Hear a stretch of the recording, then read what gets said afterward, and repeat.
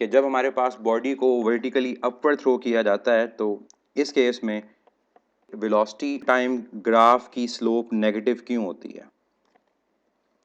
अगर एक बॉडी को अपवर्ड थ्रो करेंगे, कुछ देर के बाद बॉडी दोबारा अगर ग्राउंड पर आ जाती है, तो इस केस में हमें ये तो याद है कि वेलोसिटी और टाइम का अगर ग्राफ ड्रॉ किया जाए तो उस ग्राफ की शेप कुछ इस किस्म की थी कि थ्रो करते हुए अगर ये पॉइंट ए है, पॉइंट ए के ऊपर वेलोसिटी मैक्सिमम, अगर ये पॉइंट बी है तो पॉइंट बी के ऊपर वेलोसिटी की वैल्यू ज़ीरो, ये पॉइंट बी, और जब बॉडी दोबारा ग्राउंड पर आएगी तो उस पॉइंट सी के ऊपर वेलोसिटी मैक्सिमम है।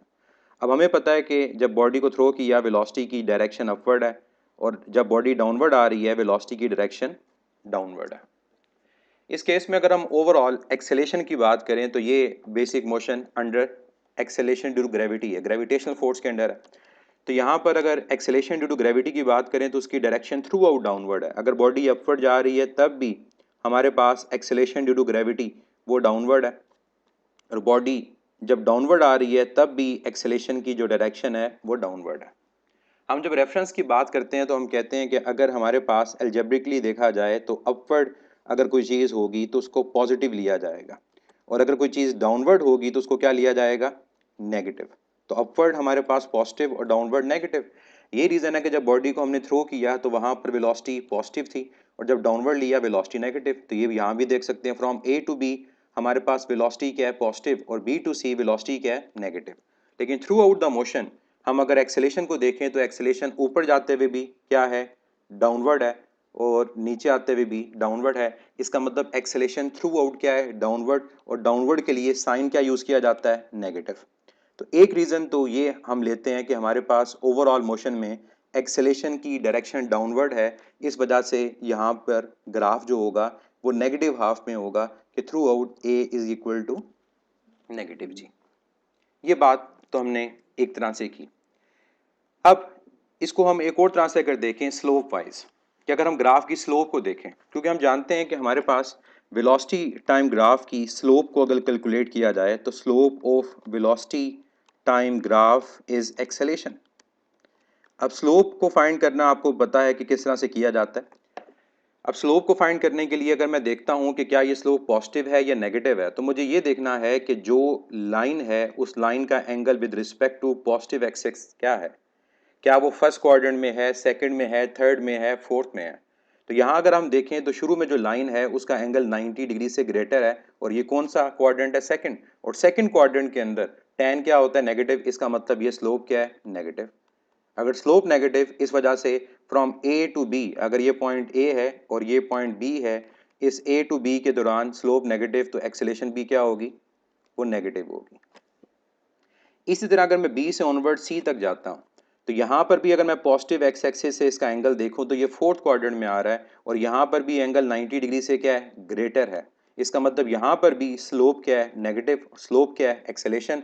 इसका मतलब B to C again slope is negative. तो बी टू सी अगर स्लोप नेगेटिव है तो यहाँ पर भी जो एक्सेलेरेशन होगी वो क्या होगी, वो नेगेटिव होगी। ये होगी दो रीजंस कि एक्सेलेरेशन का ग्राफ नेगेटिव क्यों होता है। अब मैं आपको एक तीसरी इसकी रीज़न दे देता हूँ कि अगर आप लोग कहीं पर कंफ्यूज होते हैं कि ग्राफ बना हुआ है और आप ग्राफ की स्लोप को आइडेंटिफाई नहीं कर पा रहे हो कि पॉजिटिव है नेगेटिव है, तो तीसरा तरीका क्या है। तीसरा तरीका मैथमेटिकल है। मैथमेटिकली आप स्लोप की अगर बात करें तो स्लोप क्या होती है, tan थीटा, और tan किसके इक्वल है, tan इक्वल है परपेंडिकुलर ओवर बेस। अब मैं दोनों हाफ के अंदर क्या करूंगा, मैं स्लोप को कैलकुलेट करूंगा। पहले मैं बात कर लेता हूं फ्रॉम ए टू बी। अगर मैं ए टू बी की बात करूं तो ए टू बी कोई वैल्यूज अज्यूम कर लें। मैं यहाँ पर वैल्यू ले लेता हूँ कि लेट से यहाँ मेरे पास वैल्यू है -20 है और बी पॉइंट पे वैल्यू क्या है, 0। अब मैं एज अ होल इस पूरे इंटरवल की स्लोप फाइंड करूँगा तो मैं क्या कहूँगा, मैं कहूँगा slope from A to B perpendicular over base. अब परपेंडिकुलर क्या है, -20 से लेकर 0। अब जब हम परपेंडिकुलर लेंगे तो कैसे लेंगे, हम फाइनल में से इनिशियल को सेपरेट करते हैं, मतलब फाइनल और इनिशियल का डिफरेंस लेंगे। जो फाइनल और इनिशियल का हम डिफरेंस ले रहे होंगे तो वहाँ पर आप देखें कि हमारे पास ये वैल्यू क्या आती है। इसी तरह से जब हम ए से बी आए और आगे चले गए बी टू सी, तो बी टू सी, सॉरी मैंने यहाँ पर वैल्यू गलत लिख दी, पॉजिटिव 20। बी टू सी भी हम सेम चीज़ को रिपीट करेंगे, फ़र्क ये होगा कि ए पॉइंट पर पॉजिटिव 20 है तो सी पॉइंट पर क्या है, नेगेटिव 20। अब one by one, slope from A to B, perpendicular क्या है, फाइनल वेलोसिटी और इनिशियल वेलोसिटी का डिफरेंस, और बेस क्या है, टाइम। टाइम मैं कुछ भी अज्यूम कर लेता हूँ, इसको ले लेता हूँ 0 और यहाँ ले लेता हूँ मैं 3। तो वी एफ फाइनल क्या है 0, इनिशियल क्या है 20 और टाइम कितना है 3। अब मैंने सिंपल एक वैल्यू ली। अब वैल्यू जो भी ली मैंने, उससे मुझे क्या पता चला कि मेरे पास वैल्यू क्या है स्लोप की, पॉजिटिव या नेगेटिव, नेगेटिव। अगर दूसरी तरफ चलें फ्रॉम बी टू सी, तो बी टू सी भी देखते हैं कि स्लोप क्या आती है, सेम मेथड। अगर मैं B to C slope find करना चाहता हूं तो वहां पर भी मुझे परपेंडिकुलर को बेस से डिवाइड करना पड़ेगा। तो यहां पर अब फाइनल वेलोसिटी क्या है, नेगेटिव 20, और इनिशियल वेलोसिटी क्या है 0। तो ऊपर जब मैं फाइनल में से इनिशियल का डिफरेंस लूंगा तो नेगेटिव 20 माइनस 0, और टाइम लेट से मैं यहाँ कह देता हूँ 6, तो 3 से 6 टाइम कितना है 3। आंसर अब भी कितना आया है, नेगेटिव। इसका मतलब ये हुआ कि ए टू बी भी स्लोप नेगेटिव है और बी टू सी भी स्लोप क्या है, नेगेटिव है। तो तीन डिफरेंट तरह से मैंने आपको बताया कि हमारे पास कैसे ये स्लोप नेगेटिव ली जाती है। तो ये चीज़ आपको क्लियर रखनी है कि हमारे पास जब भी बॉडी को वर्टिकली अपवर्ड थ्रो किया जाएगा तो अगर उसका ग्राफ ड्रॉ किया जाए एक्सेलेरेशन का विद रिस्पेक्ट टू टाइम, तो वो ग्राफ पॉजिटिव हाफ में नहीं होगा, वो नेगेटिव हाफ में होगा। तो डिफरेंट स्टूडेंट्स ने ये क्वेश्चन पूछा था, तो उन लोगों को क्लियर करने के लिए मैंने ये दोबारा एक्सप्लेन कर दिया। पहली रीज़न दी कि थ्रू आउट एक्सेलेरेशन की डायरेक्शन क्या है, डाउनवर्ड, एक्सेलेरेशन को नेगेटिव लेंगे।